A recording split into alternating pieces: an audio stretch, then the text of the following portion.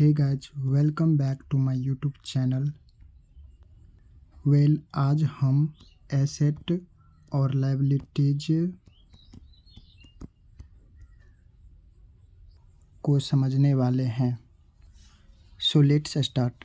सबसे पहले इसकी डेफिनेशन की बात करूं तो जब हमारे पास कोई ऐसी चीज़ होती है या कोई ऐसी चीज़ खरीदते हैं जिसकी वैल्यू समय के साथ बढ़ती हो या जो हमें पैसे कमा कर दे, उसे हम एसेट कहते हैं।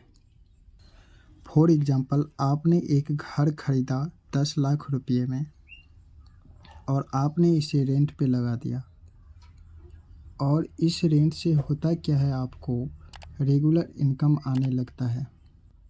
तो आपको ये घर जो है पैसे कमा कर दे रही है, और दूसरी फ़ायदा ये भी है कि घर की एप्रिसिएशन हो रही है, मतलब कि इसकी कीमत भी बढ़ रही है, तो इसे हम एसेट कहते हैं। इसके जस्ट अपोजिट, अगर कोई चीज़ हम खरीदते हैं और उसकी वैल्यू समय के साथ घटती है या हमारे पॉकेट से और पैसा खर्च करवाती है, उसे हम लायबिलिटीज कहते हैं। फॉर एग्ज़ाम्पल, आपने एक गाड़ी खरीदा 10 लाख रुपया में। अब होता क्या है, आपको इसके सर्विस के लिए और इसके पेट्रोल के लिए अपने पॉकेट से पैसे खर्च करने पड़ते हैं, तो इसे हम लायबिलिटीज कहते हैं। आपको एसेट और लायबिलिटीज में फ़र्क समझ में आ गया होगा। चलिए अब हम कुछ एसेट को देखते हैं। तो पहला एसेट हमारा हो गया घर या रेंटल प्रॉपर्टी, जिसे हम रेंट पे लगा के रेगुलर इनकम कमाते हैं।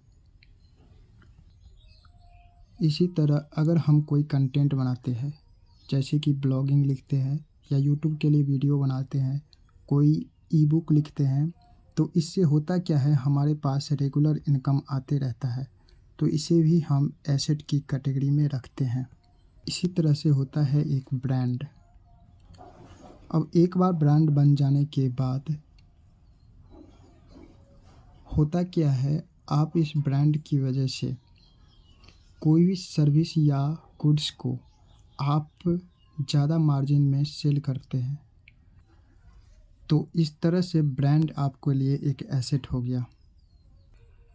इसी तरह अगर हम गोल्ड की बात करें, तो होता क्या है, एक बार गोल्ड खरीदने के बाद इसकी वैल्यू जो है बढ़ती रहती है और इससे भी हमें इनकम हो जाती है, तो इसे भी हम एसेट की कैटेगरी में रखते हैं।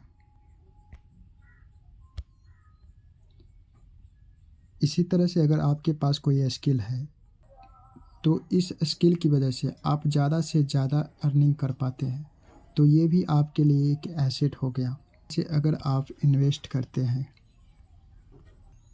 चाहे आप शेयर मार्केट में करते हैं, म्यूचुअल फंड में करते हैं, बॉन्ड में करते हैं, तो इससे भी क्या होता है, आप प्रॉफिट बनाते हैं या इससे भी इनकम आती है, तो आपके लिए इन्वेस्ट भी एक एसेट हो गया।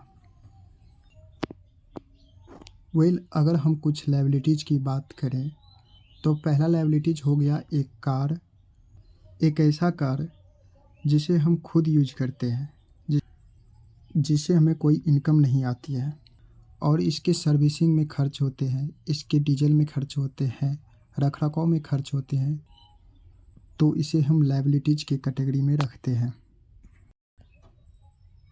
सिमिलरली अगर हम कोई बाइक खरीदते हैं और जिससे हमें कोई इनकम नहीं आती है, तो ये भी हमारे लिए एक लायबिलिटीज हो। इसी तरह हमारे लिए एक्सपेंसिव क्लॉथ्स एक लायबिलिटीज का काम करता है।